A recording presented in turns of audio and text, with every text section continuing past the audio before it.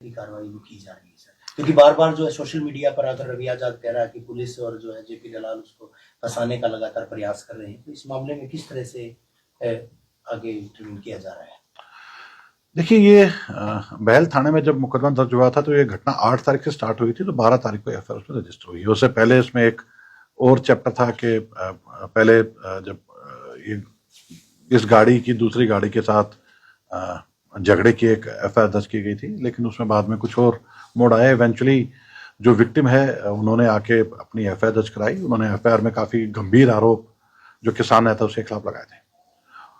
Police ने बहुत ही निष्पक्षता के साथ इसमें अपनी इन्वेस्टिगेशन स्टार्ट की थी, और उसमें जो भी व्यक्ति सबसे पहले उस गांव में 8 तारीख की घटना में रवि की गाड़ी में थे, उनको पुलिस के द्वारा कल गिरफ्तार किया गया है। और उनकी गिरफ्तारी और उनकी पूछताछ पे काफी ऐसे अहम तथ्य सामने आए हैं, जिससे पता लगता है कि इस घटना के तुरंत बाद इस सारे मामले को दबाने की, इस सारे मामले को एक अलग रूप देने का लगातार प्रयास विभिन्न लोगों के द्वारा किया गया है।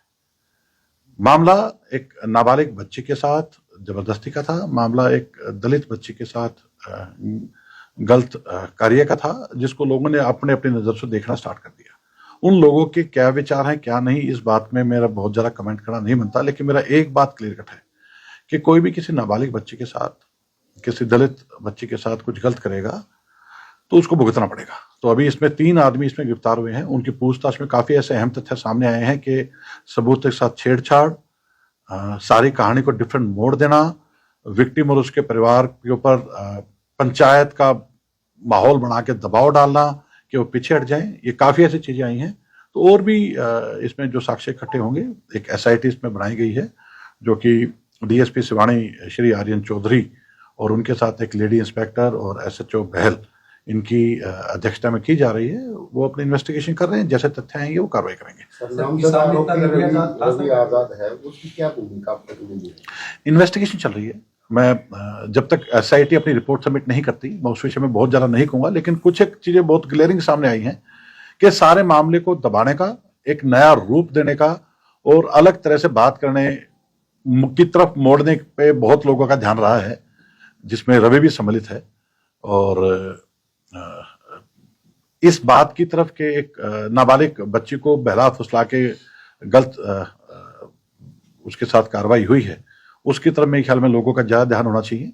बच्चियां सबके बराबर होती हैं, उसमें आप ये नहीं कह सकते कि ये ऐसा है वो ऐसा है। तो वो एक इन्वेस्टिगेशन चल रही है। Let SIT complete its investigation, और जो भी इसमें किसी तरह की भूमिका अदा करता होगा उसको अकॉर्डिंगली उतनी ही सजा उसको दी जाएगी। पीड़ित परिवार है जो डरा सहना हुआ है, वो कह रहा है कि नामजद आरोपी जो है रवि आजाद है, उसकी अब तक गिरफ्तारी नहीं हुई, 10 दिन हो गए। मैं आपको फिर एक बात रिपीट करूंगा, एसआईटी अपनी इन्वेस्टिगेशन कर रही है, उनको इन्वेस्टिगेशन करने दीजिए। ठीक है, बात ये आपकी ठीक है कि इस घटना को 12 तारीख के बाद आज करीब 8-9 दिन हो गए हैं एफआईआर दर्ज होने के बाद, लेकिन एसआईटी बना रही है और एसआईटी बहुत ही गंभीरता के साथ अपनी इन्वेस्टिगेशन कर रही है। तो मुझे नहीं लगता कि जब तक वो अपनी इन्वेस्टिगेशन कंप्लीट कर लें तो किसी तरह की बात मुझे इस विषय में बोलनी चाहिए। सर, एक अहम बात, प्रारंभिक तौर पर रवि आजाद ने खुद पंचायत में कहा था कि उसकी गाड़ी इन्वॉल्व नहीं थी, एक्सीडेंट हुआ था, लेकिन उसके बाद रातों रात गाड़ी को दुरुस्त करवाया गया था। उसके बाद अब कल एक वीडियो जारी करके कहा है कि उसकी गाड़ी जरूर वो लेकर के गया था, उसका ड्राइवर लेकर के गया था। उसके बाद कहानी को पलटा गया। देखो यार, ये हम सभी जानते हैं, एक झूठ को छुपाने के लिए 100 झूठ और बोलने पड़ेंगे, ये वही कड़ी चल रही है। तो मैं इसको बात को विराम देते हुए एक ही बात कहूंगा कि अपराधी को इतना बड़ा आदमी नहीं होता कि उसके बारे में इतनी बातें की जाएं। उसने जो काम किया, जो कुकृत्य किए हैं, उसकी सजा उसको कानून देगा। एक सवाल सर, रवि क्या जांच में सहयोग कर रहा है? मैं आपको फिर कह रहा हूँ, एसआईटी को इन्वेस्टिगेशन करने दीजिए। Let SIT complete its investigation. जो भी तथ्य आएंगे आपके साथ साझा किए जाएंगे, प्रेस नोट इश्यू किया जाएगा। हाँ, थैंक यू।